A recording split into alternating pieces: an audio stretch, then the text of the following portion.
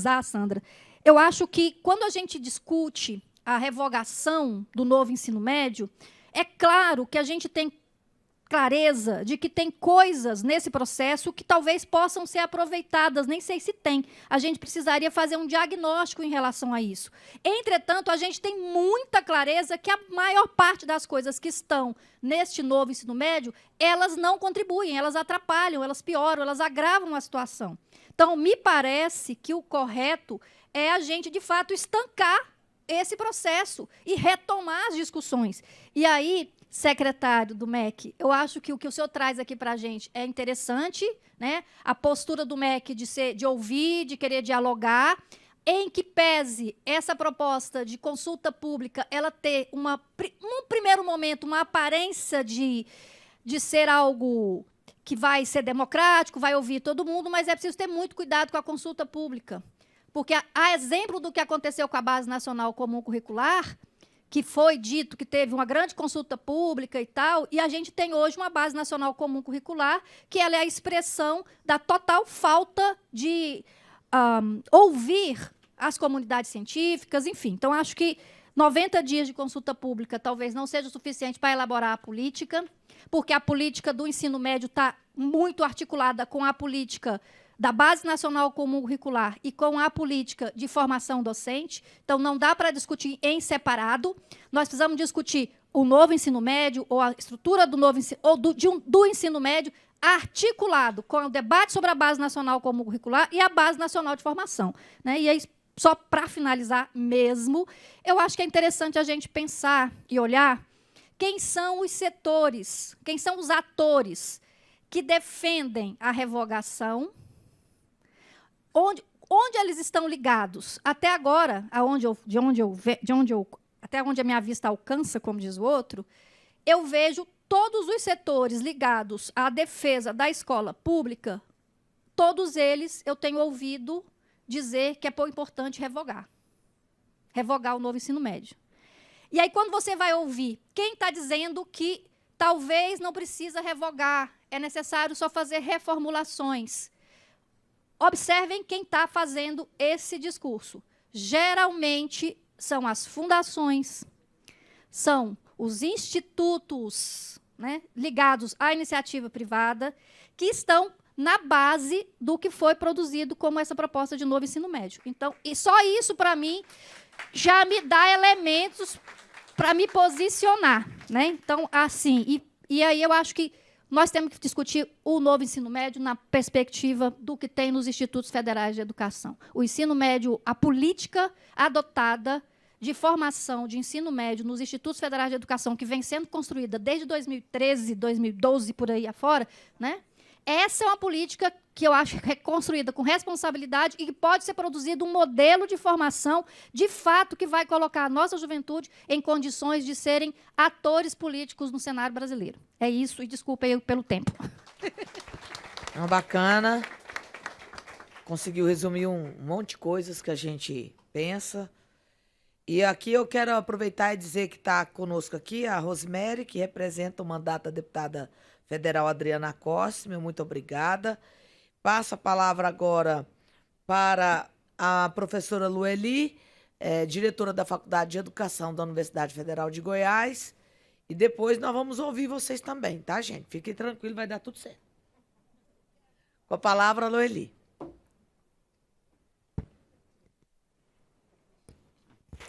Boa tarde. Bom dia. Já cheguei aqui acelerada.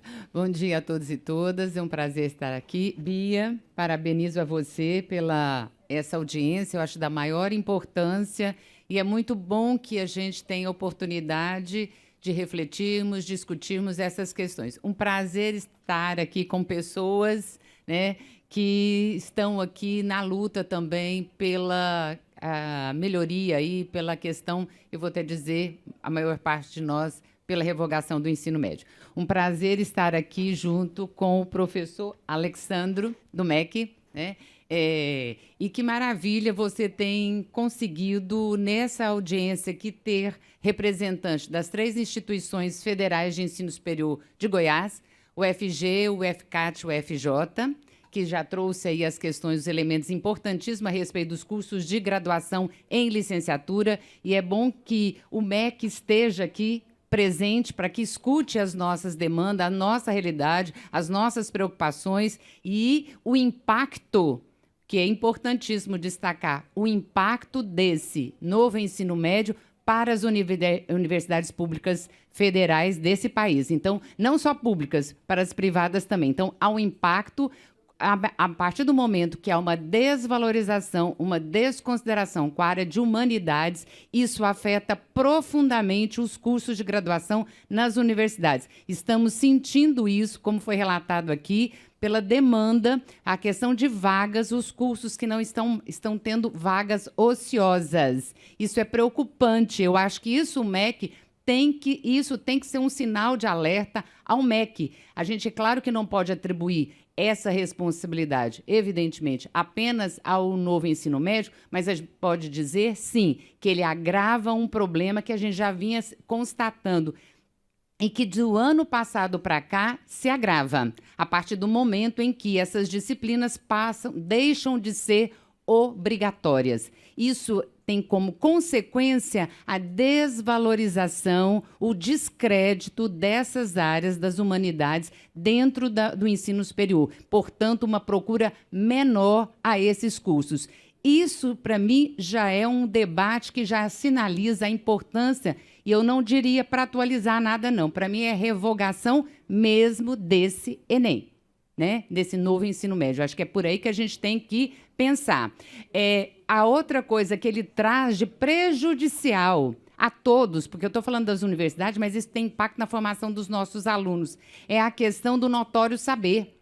Isso é o absurdo do absurdo, porque isso também desqualifica o trabalho das universidades privadas e públicas desse país. A partir do momento que ele contradiz, né, ele vai na contramão do Plano Nacional de Educação, dos planos estaduais de educação, quando ele diz que uma pessoa que se acha com direito, com saber suficiente para pleitear a condição de notório saber e dar aula sobre aquele assunto.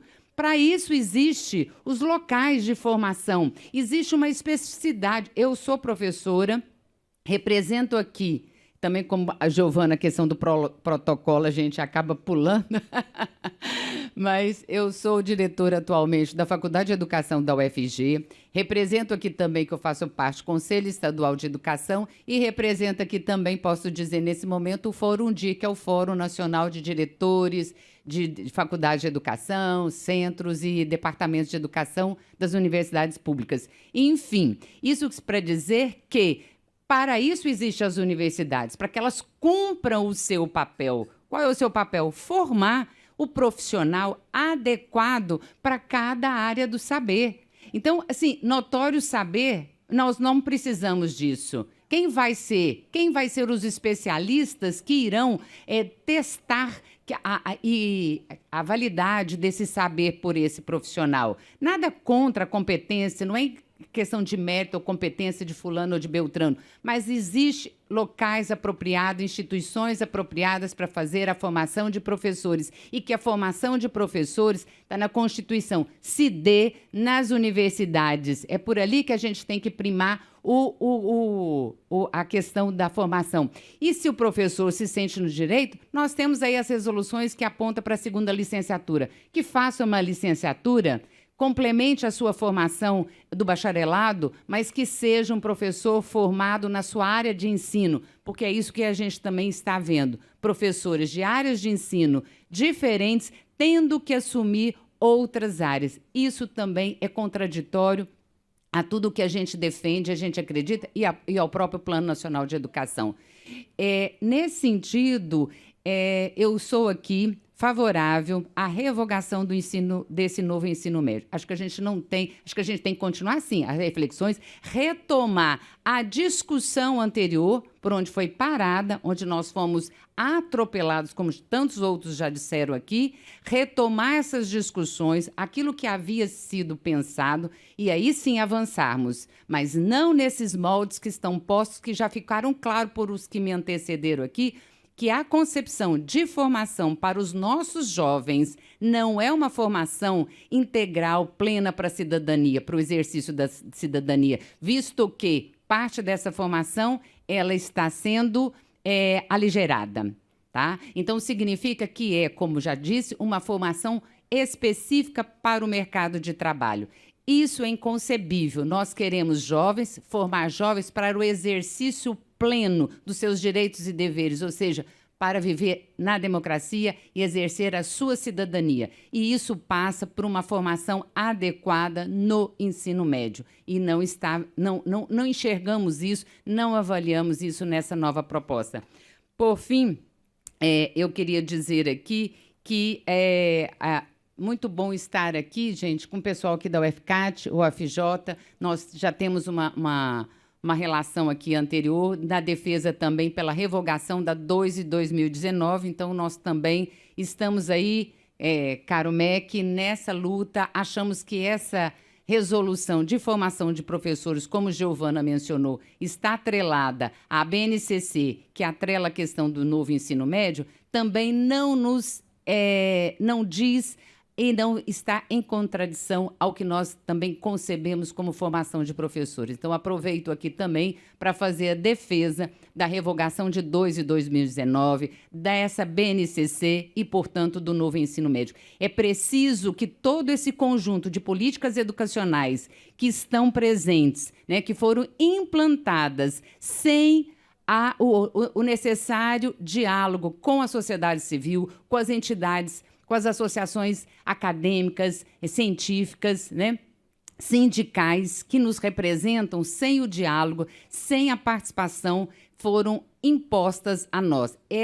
Essas políticas não nos atendem. É preciso que o MEC, nesse novo governo, que representa um novo governo, entenda isso e rompa com essas políticas educacionais que são contraditórias, vêm na contramão do que anos, historicamente, temos defendido, lutados na educação. E a gente espera, sinceramente, professor Alessandro, né, que o MEC entenda isso, abra o diálogo com as entidades, com as associações, com os sindicatos, que historicamente defende a educação pública, a escola pública, as universidades públicas, para que nos ouçam e que leve em conta isso que tem sido feito, que já foi feito anteriormente e que fomos sabotados ao longo desses últimos 6 anos, desde 2017, com golpe do governo Temer, e de lá para cá. Então, é isso que a gente espera de um novo governo popular, democrático, que ouça, que nos ouça, que abra o diálogo com as entidades e que leve em consideração todos os estudos e pesquisas que são feitos a respeito de formação de professores, sobre o ensino médio, tá? Sobre as questões das universidades públicas e as nossas situações. É isso, agradeço. É um prazer estar aqui com você também, Fátima, né? Representando aqui ao CNTE e também o Fórum Nacional Popular de Educação, que você, de certa forma, também está ligada a ele. Então, muitíssimo obrigada. E, mais uma vez, Bia, parabéns pela audiência e pelas pessoas aqui presentes que nos representam, tá? Boa tarde, bom dia. Muito obrigada, professora Lueli. E eu quero dar espaço para os estudantes novamente, porque na mesa não pôde estar aqui, Júnior, mas eu gostaria que você fizesse uso da palavra.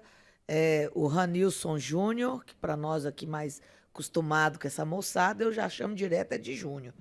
Então, com a palavra Júnior, que representa a UER, a UNE. Muito obrigada.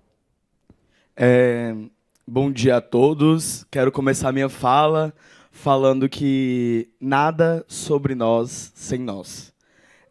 Meu nome é Ranilson Júnior, sou presidente da União Estadual dos Estudantes do Estado de Goiás, sou estudante de Direito, comecei a minha atuação dentro do movimento estudantil ocupando escola para barrar as OS, que também tinham um parecer positivo do Conselho, que também tinham um parecer positivo da Secretaria de Educação, mas que não atendia as demandas dos estudantes do nosso Estado. Quero saudar a mesa, em nome da deputada Bia, fazendo essa observação, né, Bia, de que existe uma ausência das entidades estaduais na mesa. Eu acho que é muito importante, tanto a UEE quanto a UNE, infelizmente a URGS, que representa os estudantes secundaristas hoje no Estado, está desativado, mas que também tem um papel muito importante na construção desse debate. Para além disso, eu venho trazer aqui um pouco da perspectiva de quem está de fato dentro da sala de aula, de quem está de fato na universidade e sabe os problemas que a gente tem enfrentado para permanecer dentro da sala de aula. É notório a gente ver que esse novo ensino médio não atende os interesses dos estudantes, uma vez que muitos estudantes da rede pública de ensino estão olhando para o lado e vendo seus amigos saírem da escola. Só no ano de 2023, no Liceu de Goiânia, a gente teve uma invasão de mais de 200 alunos dentro da sala de aula. Para onde estão indo esses alunos? O novo ensino médio está dialogando com a nossa população? Porque eu acredito que não. E aí eu convido tanto o conselheiro de educação quanto a representante da SEDUC a passar em sala com a gente, porque quando a gente passa em sala nas escolas públicas e pergunta para os alunos como que eles veem o futuro deles, se eles pretendem entrar dentro da sala de aula, é um ou dois que levantam a mão, porque a universidade está se tornando um espaço distante para que eles possam almejar. E é nesse sentido que a gente vem aqui se posicionar contra esse novo ensino médio, que também foi construído sem o diálogo com os estudantes. A gente que constrói o dia a dia dentro da escola, que está lá dentro da universidade, que é quem, de fato, a figura mais importante para a educação hoje, porque sem aluno e sem estudante não tem professor, não tem secretaria de educação, não tem MEC, porque é a gente que é o objetivo dessas instituições. E a gente não está sendo incluído no debate, a gente não foi incluído no debate para formular esse novo ensino médio que a gente quer. Esse novo ensino médio só potencializa ainda mais a desigualdade dentro das universidades, que até ontem era uma universidade elitista. Nos últimos anos, conseguimos ter avanços para que democratizasse o acesso da universidade com a política de cotas, e hoje a gente vê esse perfil tendo a possibilidade de mudar novamente, porque o filho do trabalhador que está na escola pública não está sendo preparado para entrar na UFG. Agora, o filho do empresário que está lá no WR, que está lá no Integrado Jaó, está sendo preparado, sim, para entrar dentro da instituição. E tem um caráter elitista, sim, dentro das universidades. E nós, estudantes, não vamos parar enquanto a educação não estiver no centro do debate do país, no centro do debate das políticas públicas, no centro do debate da agenda do governo e, principalmente, para a educação estar no centro do desenvolvimento do país, é preciso que o povo também esteja no centro da educação. E não dá para dizer que hoje 17% da juventude brasileira que está sentada dentro da sala de aula é a juventude pobre, porque não é. 76% dessas pessoas que estão sentadas no banco do ensino superior, elas estão sentadas no banco superior de universidade privada, não dentro de uma universidade federal. E o que a gente quer é que cada vez mais a juventude pobre, filha da classe trabalhadora, esteja sentado no banco da universidade. E a gente sabe que esse novo ensino médio não coloca uma barreira, coloca inúmeras barreiras nessa construção. E é nesse sentido que a União Estadual dos Estudantes, a União Nacional dos Estudantes, convocou ontem e ocupamos as ruas das capitais de todo o Brasil. E aí, a Secretaria de Educação, que falou que ouviu todas as demandas, fechou as portas para a gente. Chegamos lá, as portas da Secretaria de Educação estavam fechadas. Queremos saber o porquê que os estudantes não podem ouvir com a secretária, ouvir da secretária o que ela pensa do novo ensino médio. A gente não foi convocado em nenhum momento para poder falar sobre essa implementação. Duvido muito. E aí, coloco aqui que nenhum grêmio do estado de Goiás foi chamado para ouvir o que estavam se falando sobre a implementação do ensino médio, do novo ensino médio. E é nesse sentido que a nossa luta não para aqui. A gente não vai descansar. Enquanto o governo não recuar, nós iremos avançar. Obrigado. Muito bem, Júnior. E parabéns aí pela luta contínua da organização dos estudantes secundaristas, os estudantes do ensino superior. Conte conosco. Quero chamar aqui, e me desculpando, porque vocês estão vendo que agora eu vou começar a representação por aí, né? Porque como não, Eu olhei e já estava chegando ali na parede dali, não dava para trazer todo mundo para cá, mas não por isso menos importante. E eu quero chamar aqui a professora Luciana Carneiro, que aqui também, além de conselheira do Conselho Estadual de Educação, ela também tem estado atuando à frente do Sistema S. Com a palavra. Seja bem-vinda e muito obrigada, Luciana.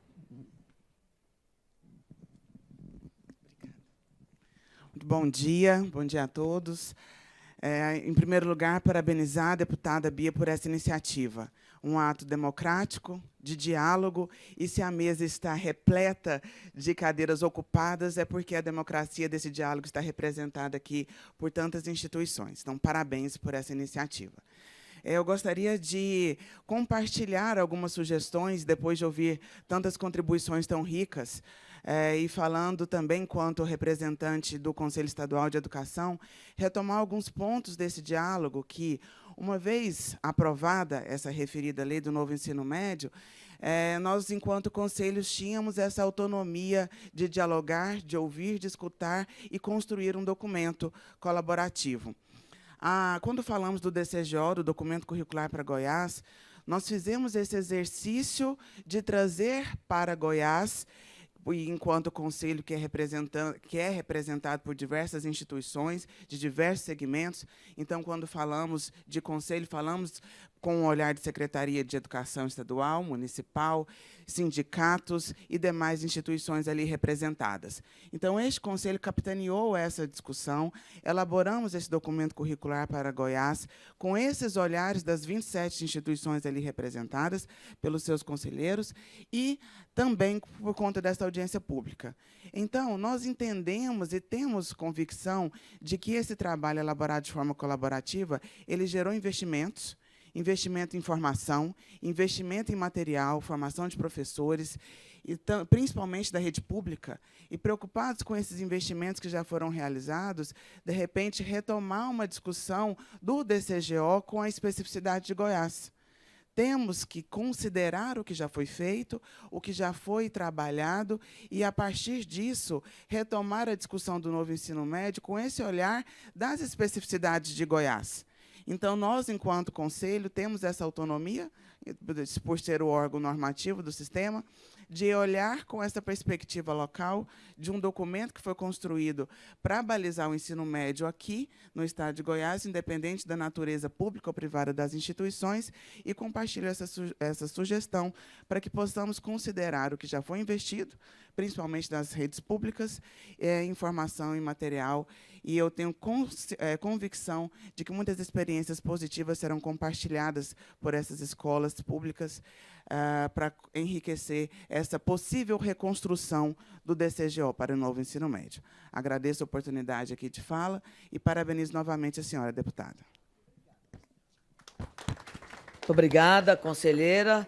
Muito obrigada pela colaboração. O professor Flávio, presidente do conselho, estava me falando aqui que é importante citar, Júnior, que o conselho não se posicionou a favor de OS.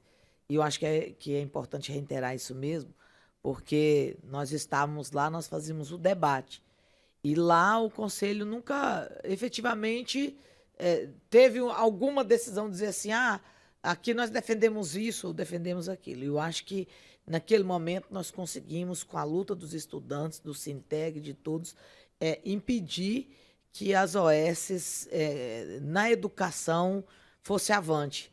E, para ser justa, quando naquele momento que a gente fazia essa discussão, muito difícil, a secretária de Educação, professora Fátima, se posicionou contra as OS também. Eu acho que é importante citar, porque lá atrás tinha defesas, era isso. Então, não era a Fátima, e a Fátima se posicionou contra, tanto é que na educação não entrou. Então, eu gosto de ser justa, porque a gente pode discutir questões diversas, mas, nesse caso, nós aqui em Goiás conseguimos brecar as OS. Eu acho que agora nós precisamos fazer uma discussão grande aqui sobre as escolas militares. E aqui eu tenho dificuldade. Por quê? Porque aqui na Assembleia, todo santo dia tem um projeto criando. Porque o deputado tem prerrogativa de poder criar. E aí esse trem está me atravessando aqui, que toda hora que vai um projeto de lei lá para criar mais. E nós vínhamos conversando isso com a professora Fátima, ela falou, Bia, eu não tenho interesse, mas tinha 45 represadas até 2 anos atrás, não era isso, Rosvani? Acho que agora já foi mais umas dando entrada. Nós precisamos pensar depois coletivamente, vamos, quem sabe, ser objeto de uma outra mesa, de um outro dia, porque eu acho que isso sim é preocupante, porque virou moeda de troca para fazer política. Os prefeitos pedem, os deputados topam e gostam, e infelizmente a sociedade também. Aí nós vamos ter que nos debruçar muito para discutir mais a fundo sobre isso. Essa é uma queda de braço que, infelizmente, nós temos perdido. Bom, para dar sequência a quem está ali, tem várias pessoas, eu vou pedir para a gente... Já está inscrito, já está todo mundo fechadinho aqui, bacaninha. E eu começo chamando a Rosemary, que está, nesse momento aqui, representando o mandato da deputada Adriana. Se ela gostaria de fazer uso da palavra. Rose? 3 minutinhos? Isso. E aí depois, eu já estou aqui com o Gabriel, com a Marta, com a Maria Moura, com o Juruna, com o Arthur, com o Marcos, com o Cristiano e com o Giovanni. E eu vou, na fala da Rose, fechar as inscrições. Tá bom. Democraticamente. Bom dia a todos. Eu estou aqui representando o gabinete da deputada Adriana Corsi. Ela está em Brasília hoje, mas a gente está aqui junto com a Bia para o que deve é. Tá? Estamos juntos aqui. E esse assunto me interessa muito, porque eu fui muitos anos da rede particular. E me preocupa até porque minha neta também está na escola e vai entrar no ensino médio. E essa fala do rapaz agora há pouco, dizendo que as escolas particulares continuam do mesmo jeito, e as escolas, a sua fala, né? E as escolas estaduais estão no NEM, então é mais preocupante ainda, porque aí é que nós não vamos ter chance para os nossos alunos entrarem na faculdade. Então, é realmente uma situação muito preocupante. Então, estou aqui junto com você, suas palavras foram ótimas, tá? Fechado contigo, tá bom? E a Adriana Corsi à disposição para todos que precisarem. Estou aqui, vou ficar até o fim. Se alguém precisar de alguma coisa, estou aqui para anotar. Tá bom? Obrigada. Obrigada. Bia. Muito obrigada, Rose. Aproveitando para lembrar que nós estamos, junto com a deputada Adriana, discutindo a liberação aí, a retomada das obras inacabadas. São mais de 82 instituições de educação municipais, creches, escolas, que o presidente Lula já retomou. Só em Goiás, mais de 82 obras que estavam paradas, que já vão começar com mais de 15 milhões para investir na estrutura, especialmente da educação básica, viu? Acho bacana. Estou nessa fita aí também, correndo atrás, para que os prefeitos tenham os CMEs, podendo atender a educação infantil e, principalmente, meus amigos e minhas amigas dirigentes, que eu estou mastigando esse trem aqui,